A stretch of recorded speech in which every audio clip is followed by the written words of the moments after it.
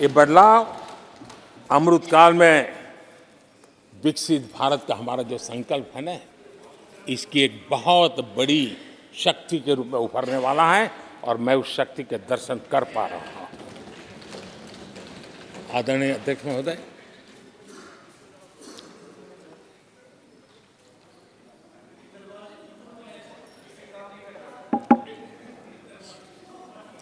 किसानों के लिए आंसू बहाने की आदत मैंने बहुत देखी है। किसानों के साथ कैसा कैसा विश्वासघात किया गया है, ये देश ने देखा है। कांग्रेस के समय कृषि के लिए कुल वार्षिक बजट होता था 25,000 करोड़ रुपया। आदरणीय अध्यक्ष जी, हमारी सरकार का बजट है 1.25 लाख करोड़ रुपया। आदरणीय अध्यक्ष जी, कांग्रेस ने अपने 10 साल के कार्यकाल में 7 लाख करोड़ रुपया का धान और गेहूं किसानों से खरीदा था। हमने 10 वर्ष में करीब 18 लाख करोड़ का धान गेहूं। कांग्रेस सरकार ने दलहन और तिलहन की खरीदी नाम मात्र कभी कहीं की हो तो की हो। हमने 1.25 लाख करोड़ रुपए से भी अधिक का दलहन और तिलहन खरीद किया है। हमारे कांग्रेस के साथियों ने पीएम किसान सम्मान निधि का मड़ा उजाया और जब मैंने मेरी पहली टर्म में ये योजना शुरू की थी तो मुझे याद है कि झूठा नैरेटिव की जो फैशन चल पड़ी है, गांव में जाके कहा जाता था कि देखिए ये मोदी के पैसे मत लेना, ये चुनाव एक बार जीत गया तो सारे पैसे ब्याज समेत तुमसे वापस मांगेगा। ऐसा झूठ फैलाया गया था। किसानों को इतना मूर्ख बनाने की कोशिश की गई थी। आदरणीय अध्यक्ष जी, पीएम किसान सम्मान निधि 2,80,000 करोड़ रुपए हमने भेजे। पीएम फसल बीमा योजना 30,000 रुपया का प्रीमियम और उसके सामने 1.5 लाख करोड़ रुपया मेरे किसान भाई बहनों को दिया। कांग्रेस ने अपने शासनकाल में कभी भी मछुआरे पशुपालक की तो नामो निशान नहीं था उनके काम में। पहली बार इस देश में मछुआरों के लिए अलग मंत्रालय बना, पशुपालन के लिए अलग मंत्रालय बना। पहली बार पशुपालक को, मछुआरों को किसान क्रेडिट कार्ड दिया गया ताकि कम ब्याज से उसको बैंक से पैसा मिल सके, वो अपना कारोबार बढ़ा सके। किसान और मछुआरों की चिंता सिर्फ जानवरों की नहीं होती है, जिंदगी का एक महत्वपूर्ण हिस्सा है। आर्थिक चक्र को चलाने में इन पशुओं की भी बहुत बड़ी भूमिका होती है। हमने फुट एंड माउथ डिसीज, उससे हमारे पशुओं को बचाने के लिए 50 करोड़ से ज्यादा टीके लगाए हैं। पहले कभी सोचा नहीं। आदरणीय अध्यक्ष महोदय, आज भारत में युवाओं के लिए जितने नए अवसर बने हैं, और वो तो सीधा पैसों से जुड़ा खेल होता है, उसमें फर्जी नाम नहीं होते हैं। मुद्रा लोन पाने वालों में 8 करोड़ लोग ऐसे हैं जिन्होंने जीवन में पहली बार कारोबार अपना शुरू किया है, बिजनेस। और जब मुद्रा लोन लेता है तो खुद तो रोजगारी पाता है, 1 या 2 और लोगों को भी रोजगारी देता है, क्योंकि तो उसका काम ऐसा होता है। हमने लाखों स्ट्रीट वेंडर्स को सपोर्ट किया है। 10 करोड़ महिलाएं एसएचजी से जुड़ी, जैसा मैंने कहा 1 लाख, और लखपति दीदी 1 करोड़, ये अपने आप में बहुत। और मैंने जैसा कहा हम 3 करोड़ के टारगेट को। आदरणीय अध्यक्ष जी, कुछ आंकड़े हैं जो अर्थशास्त्री समझते हैं, नहीं सामान्य मानवी भी समझता है। 2014 से पहले के 10 वर्षों में इंफ्रास्ट्रक्चर के निर्माण में करीब करीब 12 लाख करोड़ का बजट था। 10 साल में 12 लाख करोड़। बीते 10 वर्षों में इंफ्रास्ट्रक्चर निर्माण के अंदर बजट 44 लाख करोड़, 44 लाख करोड़। रोजगार कैसे बढ़ते हैं इससे समझ आता है। आदरणीय अध्यक्ष जी, इस राशि से जितनी बड़ा मात्रा में काम हुआ है, उसके कारण इतने लोगों को रोजी रोटी मिली है, इसका आप अंदाज कर सकते हैं। हम भारत को मैन्युफैक्चरिंग का, रिसर्च का, इनोवेशन का हब बने, उस दिशा में देश की युवा शक्ति को प्रोत्साहित कर रहे हैं, व्यवस्थाएं विकसित कर रहे हैं, आर्थिक मदद के योजनाएं बना रहे हैं। आदरणीय अध्यक्ष जी, एनर्जी के क्षेत्र में हम हमेशा डिपेंडेंट रहे। एनर्जी के सेक्टर में हमें आत्मनिर्भर होने की दिशा में बहुत कुछ करने की आवश्यकता है और हमारी कोशिश है ग्रीन एनर्जी की तरफ।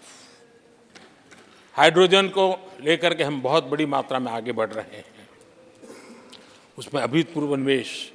उसी प्रकार से दूसरा क्षेत्र है जिसमें भारत को लीड लेनी होगी, वो है सेमीकंडक्टर। पिछली सरकारों ने जितने प्रयास किए लेकिन सफलता नहीं मिली। अब हम जिस स्थिति में पहुंचे हैं, मैं विश्वास से कहता हूं कि हमारे 3 दशक खराब भले हो गए, लेकिन आने वाला समय हमारा है। हम सेमीकंडक्टर के क्षेत्र में अभूतपूर्व निवेश में देख रहा हूं और भारत दुनिया को एक बहुत बड़ा कंट्रीब्यूशन करेगा। इन सारे कारणों से आदरणीय अध्यक्ष जी, क्वालिटी जॉब की संभावनाएं बहुत बढ़ने वाली है और जिसके कारण समाज में जैसे जैसे हमने एक अलग स्किल मिनिस्ट्री बनाई, उसके पीछे ही तो ये है कि देश के नौजवानों को हुनर मिले और ऐसे अवसर मिले, और हम इंडस्ट्री 4.0 उसके लिए मैन पावर को तैयार करते हुए आगे बढ़ने की दिशा में काम कर रहे हैं। आदरणीय अध्यक्ष जी, यहाँ महंगाई को लेकर के काफ़ी कुछ बातें की गई है। मैं जरूर चाहूँगा कि देश के सामने कुछ सच्चाइयाँ आनी चाहिए। इतिहास गवाह है, जब भी कांग्रेस आती है महंगाई लाती है।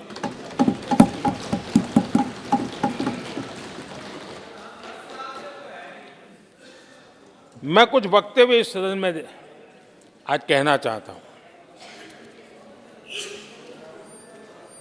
और किसी की आलोचना करने के लिए नहीं कह रहा हूं, लेकिन हो सकता है कि हमारी बात जो समझ नहीं पाते हैं वो अपने लोगों की बात को समझने का प्रयास करेंगे। कहा गया था कभी, और किसने कहा था वो मैं बाद में कहूंगा, हर चीज की कीमत बढ़ जाने की वजह से मुसीबत फैली है, आम जनता उनमें फंसी है। ये स्टेटमेंट ऑफ फैक्ट किसका है? ये कहा था हमारे पंडित नेहरू जी ने, लाल किले से कहा था उस समय।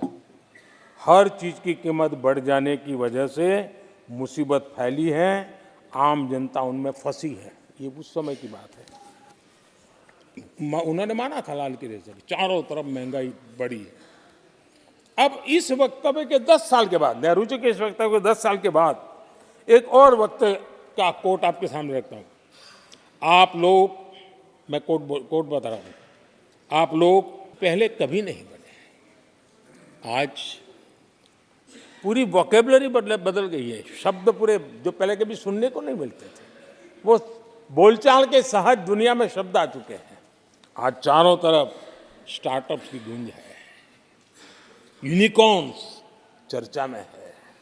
आज डिजिटल क्रिएटर्स एक बहुत बड़ा वर्ग हमारे सामने है। आज गीग इकोनॉमी की चर्चा हो रही है। ये युवाओं के जुबान पर ये नए भारत की नई वोकेबलरी है, ये नई आर्थिक साम्राज्य की नई परिवेश है, नई पहचान है।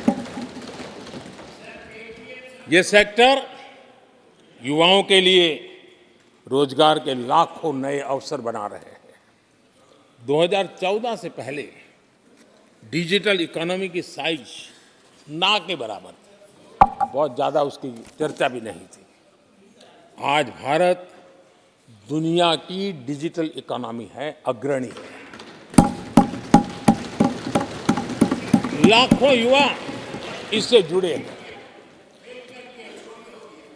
और आने वाले समय में ये डिजिटल इंडिया मूवमेंट जो है वो देश के नौजवानों के लिए अनेक अनेक अवसर, अनेक अनेक रोजगार, अनेक अनेक प्रोफेशंस के लिए अवसर लेकर के आने वाला है। आदरणीय अध्यक्ष जी, आज Bharat made in India phone दुनिया में पहुंच रहे हैं। दुनिया में हम नंबर 2 बन गए हैं और एक तरफ सस्ता मोबाइल प्राप्त हुआ है और दूसरी तरफ सस्ता डेटा। इन दोनों ने एक बहुत बड़ा रिवॉल्यूशन लाया है देश में और दुनिया में हम जिस कीमत पे आज हमारे नौजवानों को ये प्राप्त करवा रहे हैं, सबसे कम कीमत पर करवा रहे हैं और वो एक कारण बना है। आज मेड इन इंडिया अभियान रिकॉर्ड मैन्युफैक्चरिंग, रिकॉर्ड एक्सपोर्ट या देश देख रहा है। आदरणीय जी, ये सारे काम हमारे नौजवानों के लिए सबसे ज़्यादा रोजगार लाने वाले काम हैं, सबसे ज़्यादा रोजगार के अवसर पैदा करेंगे। आदरणीय अध्यक्ष महोदय, 10 वर्ष में टूरिज्म सेक्टर में अभूतपूर्व उछाल आया है। हमारे देश में ये ग्रोथ और टूरिज्म सेक्टर ऐसा है जिसमें कम से कम पूंजी निवेश में अधिक से अधिक लोगों को रोजगार देने वाला अवसर है और सामान्य से सामान्य व्यक्ति को भी ये रोजगार देने वाला अवसर है। स्वरोजगार की सबसे ज़्यादा संभावनाएं वाला टूरिज्म क्षेत्र है। 10 वर्ष में एयरपोर्ट 2 गुने बने। भारत सिर्फ एयरपोर्ट बने ऐसा नहीं है, भारत दुनिया का तीसरा बड़ा डोमेस्टिक एविएशन सेक्टर बना, दुनिया के तीसरे बड़े। हम सबको खुशी होनी चाहिए।